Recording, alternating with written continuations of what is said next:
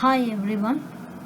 Today we are going to see about the continuation of Unit 1. We are going to see today about fiber optic cables and what are the fiber profiles, then the type of step index fibers and the mode field diameter, then birefringence in a single mode fiber, and after that fiber beat length. So first one we are going to see about the fiber optic cables.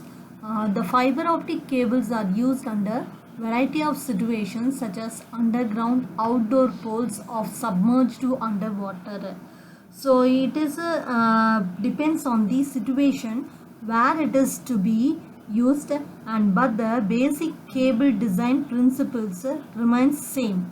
So the outer sheath of the be designed to protect the fibers from impact loads and from corrosive environments elements. So the optical fiber cables are divided into two types. They are tight buffered structure and the loose buffered structure. The tight buffer structure divided into indoor cable design, and indoor cable design is divided into three types, that is interconnect cable, breakout cable or fan out cable, distribution cable. The loose buffer structure is divided into outdoor cable design, and outdoor cable design is divided into three types, that is aerial cable, armored cable or underground cable, underwater cable. Let me see one by one. So first one is tight buffer design.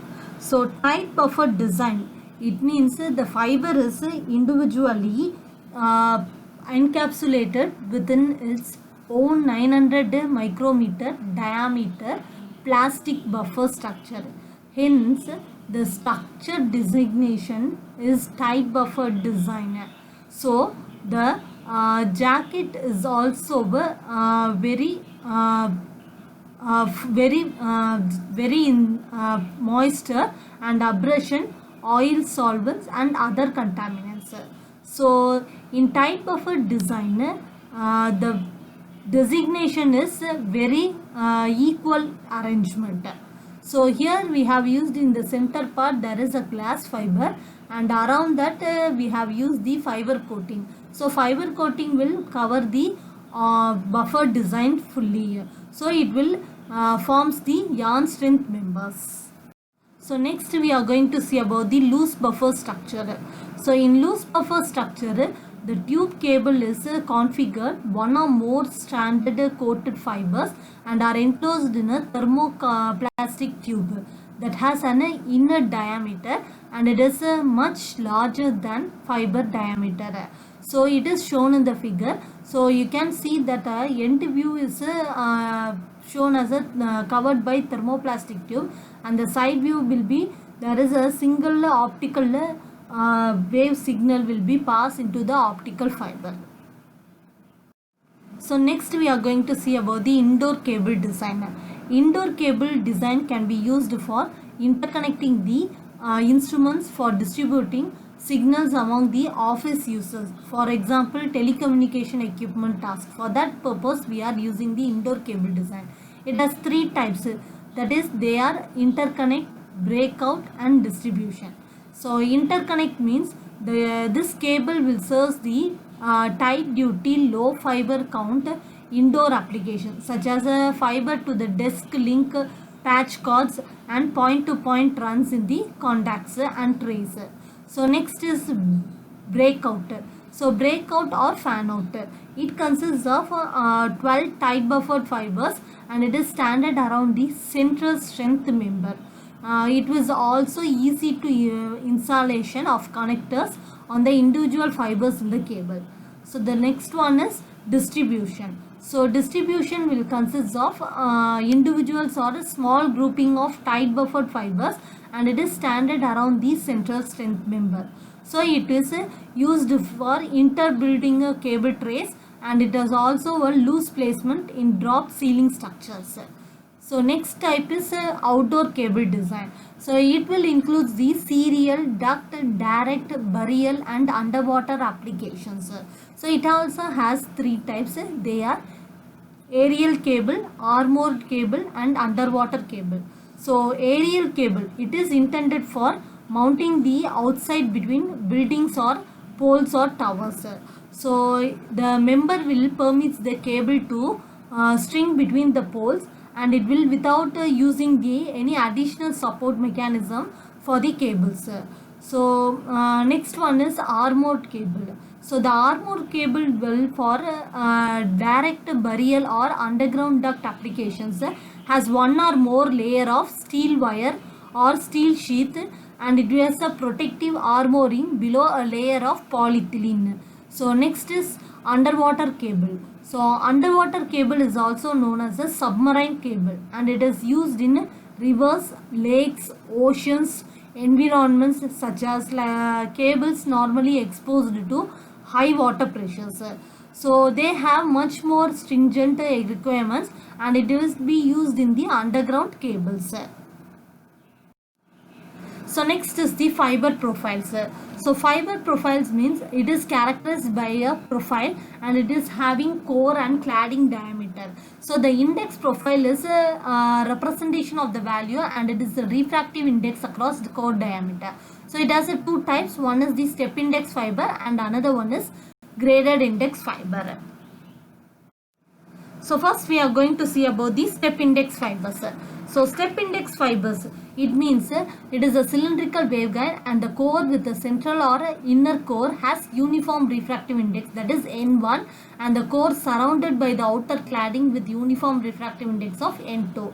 So the in this step index fiber, the cladding refractive index is N2 is less than N1. So when we are passing the fiber axis, it will first enter into the core part, then it will surround the cladding part. So we can see that the refractive index profile is defined as N of R is equal to N1 when R is less than A for core, and N2 when R is greater than or equal to A for cladding. So next is the mode field diameter. So mode field diameter, it means it is an important parameter for characterizing the single mode fiber properties, and it will take into the account that the wavelength dependent electromagnetic field penetration into the fiber cladding.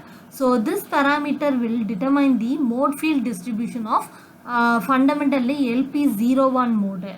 So this mode will measure the characterization of the variety of models. So the main consideration in all these methods is to approximate an electric field distribution. So E of R is equal to E naught exponential of a minus R squared by W naught squared. So here R is the distance measured from the center of the core, and E naught is the field at the 0 radius, and W naught is path size. So M of D is equal to 2 W naught is equal to 2 into 2 integral of 0 to infinity R cube E squared of R into dr divided by integral of 0 to infinity R E squared of R into dr, the whole power 1 by 2. So birefringence in a single mode fiber, it means the fiber that would maintain the state of polarization over a significant length of fiber. Here the single mode fibers can normally be designed and meet their requirements and are referred to as the polarization maintaining fibers. So it will be denoted as PMFs. So in the absence of the maintenance of a state of polarization, this single mode fibers will give rise to kind of dispersions known as the polarization mode dispersion. Okay, so here these modes are very similar, but their polarization planes are orthogonal. So here we have used arbitrarily the both horizontal and vertical polarizations.